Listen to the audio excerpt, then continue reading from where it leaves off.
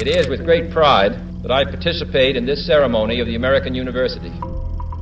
I have chosen this time and place to discuss the most important topic on earth, peace. Not merely peace for Americans, but peace for all men and women.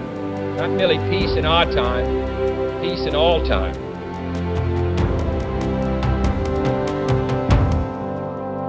I graduated from American University in June of 1963. It was a very tense year. It came on the heels of the Cuba Missile Crisis. You know, we grew up being afraid of a nuclear bomb.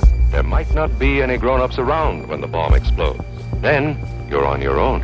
You just knew that every Russian was bad, and they wanted to destroy the world. There was no talk. If they hit us, we were going to hit them, and bango.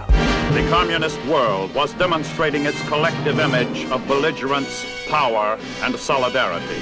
President Kennedy brought in a whole new view of things. He was adored. He was loved around the world. He'd already delivered that incredible inaugural address. Ask not what your country can do for you. Ask what you can do for your country. His call upon us as citizens to step forward, to be engaged, to look outward, began to create an excitement. He chose American University because American University had already developed a reputation for public service, for reaching out across the United States and across the world for students and faculty.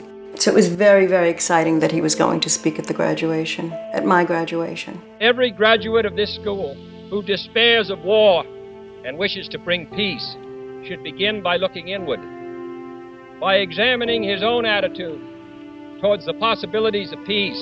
Too many think it is unreal, but that is a dangerous, defeatist belief. What I remember was that it was an extremely important speech. This is Marvin Kalb, Moscow correspondent, CBS News, Vienna. In my judgment, even looking back upon it now, I think it's the best speech he ever gave. We've never fought a war between the United States and the Soviet Union, and he held out an olive branch. It was really out of step with the times. We were in a very martial attitude towards the Soviet Union. We'd just come out of the Cuban Missile Crisis. And here was a president saying we should focus on peace, not victory, and coexistence, and respect. And second, let us re-examine our attitude towards the Soviet Union. No government or social system is so evil that its people must be considered as lacking in virtue. In those days, the word of a president of the United States was big stuff, and it was regarded as a big deal not only in the U.S. but all over the world. It's remarkable. At the height of the Cold War, President Kennedy's speech was translated and broadcast almost in its entirety in Russian in the Soviet Union. We really were talking to the Russians. And certainly no one was expecting the blockbuster announcement that came.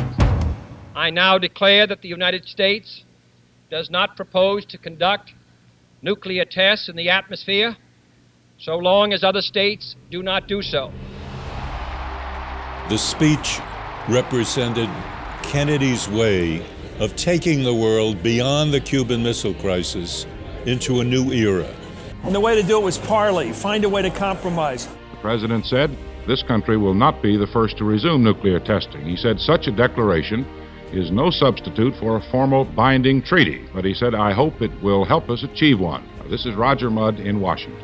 The speech was June of '63, the treaty was August, and he said it was his greatest accomplishment. I think the big takeaway from the Kennedy speech is about the engagement with adversaries, not only to get to a place of better security, but better understanding. President Kennedy was trying to look beyond antagonistic speech, trying to show the importance of judgment, the importance of taking the other into account. He caused all of us to think differently, think more inclusively.